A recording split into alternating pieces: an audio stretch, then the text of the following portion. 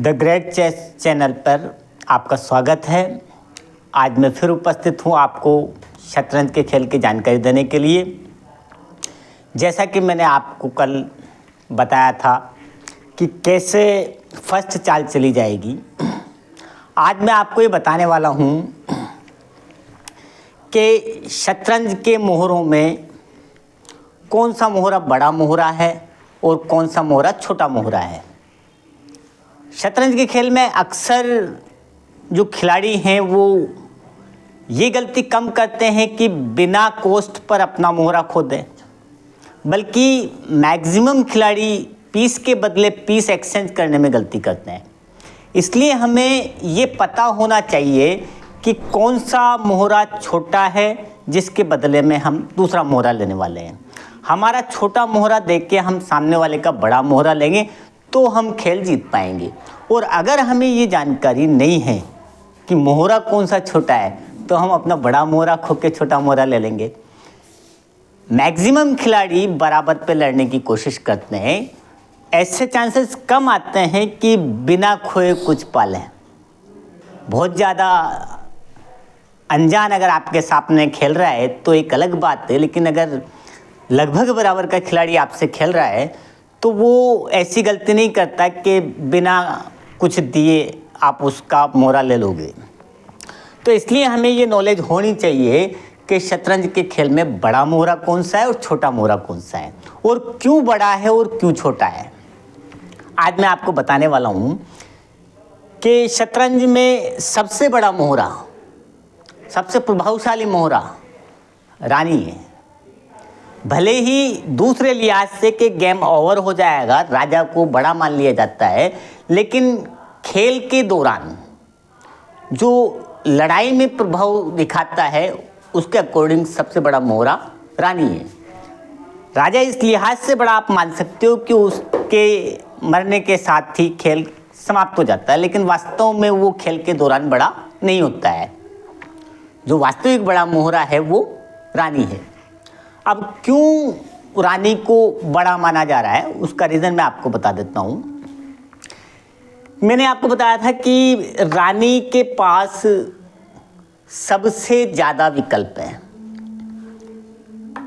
एक बिशप और एक रॉक, दोनों के पूरे विकल्प रानी रखती है। मैक्सिमम विकल्प रानी के पास 27 तक हो सकते हैं, क्योंकि आप देखो कि मान लो रानी यहाँ है तो एक हाथी के रूप में सीधा चलने पर इसके पास 7 स्टेप्स हैं और दाएं बाएं दोनों मिला के भी 7 है। ठीक इसी तरह से एक बिशप के रूप में दोनों साइड के हम देखते हैं तो 7 एक साइड है और 7 एक साइड है, 14 हैं। तो ये बिशप की मिनिमम विकल्प की पोजीशन है। जब ये बिशप के मैक्सिमम विकल्प की पोजीशन पे आएगा तो इसके पास 27 होंगे, क्योंकि बिशप के विकल्प कॉलम के अनुसार बदलते हैं। वो मैं बिशप के जब विकल्प बताने लगूंगा तो आपको बताऊंगा कि क्यों बदलते हैं। अपनी पोजीशन के अनुसार मोहरे के विकल्प बदलते हैं और उस पोजीशन के अकॉर्डिंग वो एक छोटा बड़ा मोहरे के रूप में भी चेंज होता है। तो रानी अपने मिनिमम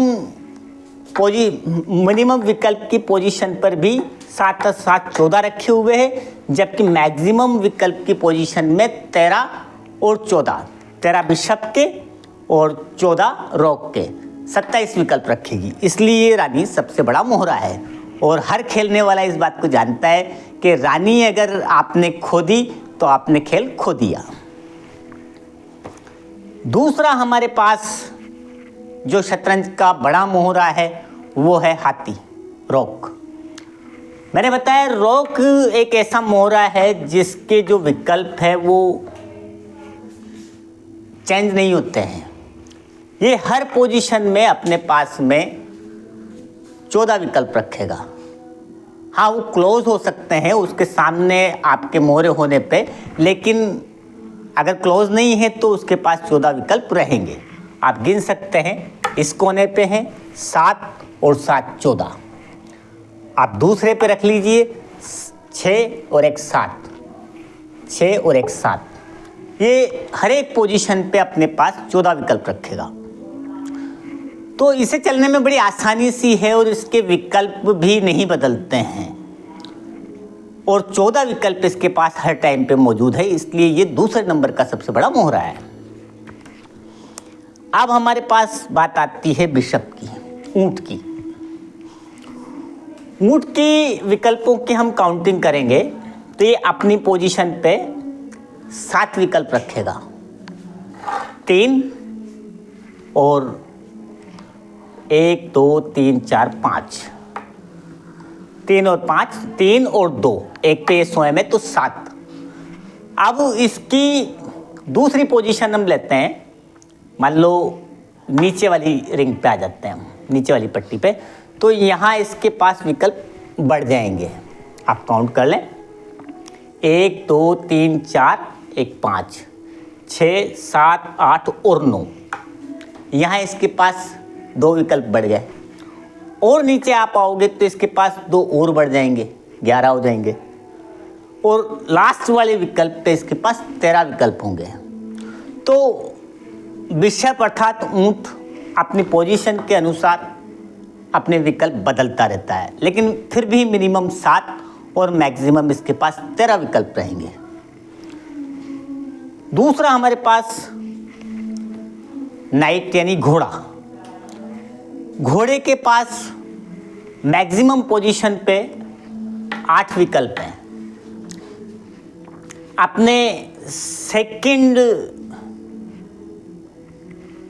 लास्ट रिंग के अपोजिट कलर पे चलता है। मैंने आपको बताया था कि जस्ट नज़दीकी रिंग को छोड़ के उसके बाद वाले रिंग यानी सेकंड अपोजिट कलर के ब्लॉक्स पर घोड़ा चलेगा और आप इसको गिन सकते हो कि इसके पास जब ये मैक्सिमम विकल्प रखेगा बीच में तो 8 विकल्प इसके पास होंगे, 2 2 4 2 6 और 2 8।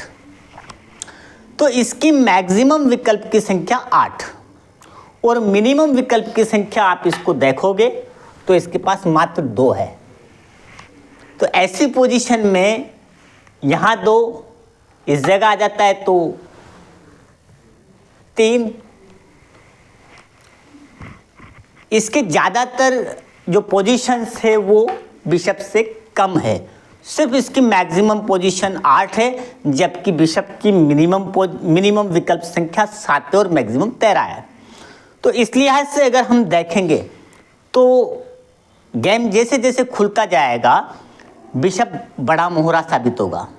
कुछ लोगों को नाइट की चाल देखने में परेशानी हो सकती है तो वो गलती से इसको बड़ा मान लेते हैं, लेकिन वास्तव में गेम जैसे आगे बढ़ता है तो बिशप इससे बड़ा मोहरा साबित होता है।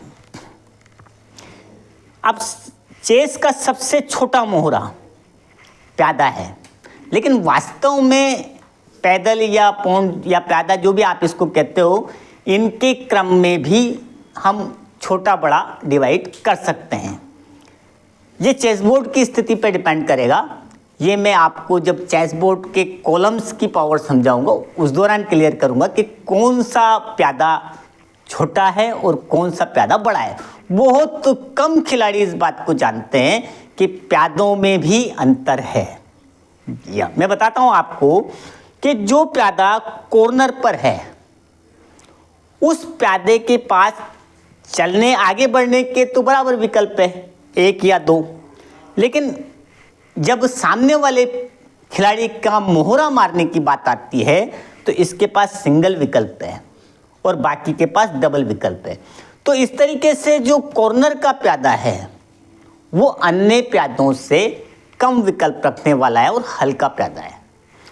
इसी तरीके से बीच के प्यादों में भी आगे दूसरे के मोहरों को मैक्सिमम विकल्प की पोजीशन से पहुंचने के रोकने के लिए एक स्पेशल पावर है, तो उन्हें भी हम डिवाइड कर सकते हैं कि कौन सा प्यादा छोटा है कौन सा प्यादा बड़ा है। आज के वीडियो में बस इतना ही। मैं नेक्स्ट आपको चेस बोर्ड की पोजीशन समझाऊंगा, इसके लिए मेरा अगला वीडियो देखिए आप। अगर मेरा लेक्चर पसंद आया तो चैनल को सब्सक्राइब कीजिए, लाइक कीजिए। Thank you.